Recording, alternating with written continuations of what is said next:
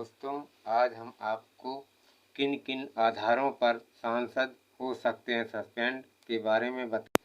संसद के दोनों सदनों में जो भी सदस्य जानबूझकर हंगामा और कमेंट करने या किसी भी प्रकार से कार्य में बाधा डालने वाले अमर्यादित आचरण करते हैं, उन सांसदों को सस्पेंड किया जा सकता है। पीठासीन अधिकारी के रूप में सभापति के पास सांसदों को निलंबित करने का अधिकार है। एक विशिष्ट अवधि के लिए राज्यों की परिषद से तत्काल वापसी की अवस्था है। निलंबन की अवधि अपराध की गंभीरता के आधार पर की जाती है। अध्यक्ष का निर्णय अंतिम एवं बाध्यकारी है।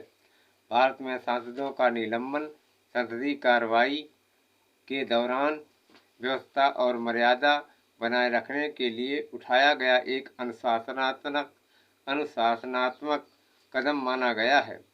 इस प्रक्रिया में विशिष्ट नियम और विनियम शामिल हैं, जिसमें लोकसभा अध्यक्ष और राज्यसभा के सभापति निलंबन के लिए जिम्मेदार संबंधित प्राधिकारियों के रूप में कार्य करते हैं।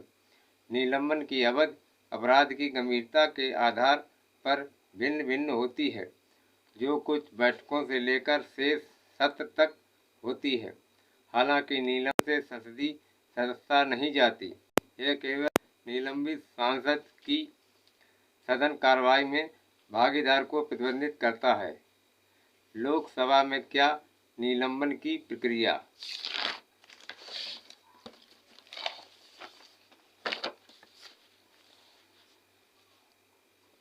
नियम 374 के तहत लोकसभा में निलंबन किया जाता है।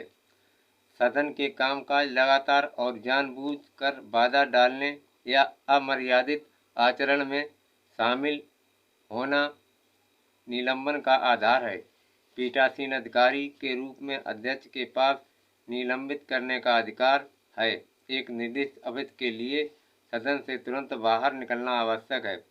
निलंबन की अवधि कुछ बैठकों से लेकर शेष सत्र तक हो सकती है। स्पीकर का निर्णय अंतिम और बाध्यकारी है। राज्यसभा में क्या निलंबन की प्रक्रिया है? नियम 256 राज्यसभा में निलंबन से संबंधित है।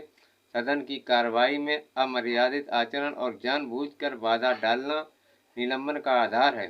पीठासीन अधिकारी के रूप में सभापति के पास सांसदों को निलंबित करने का अधिकार है।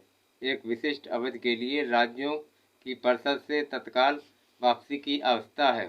निलंबन की अवधि अपराध की गंभीरता के आधार पर निर्धारित की जाती है। अध्यक्ष का निर्णय अंतिम एवं बाध्यकारी है।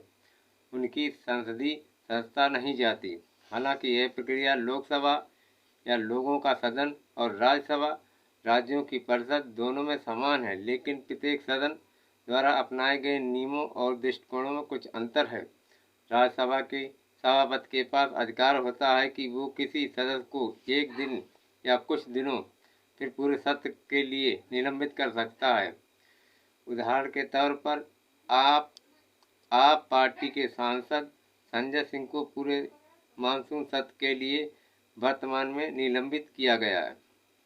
थैंक यू, धन्यवाद।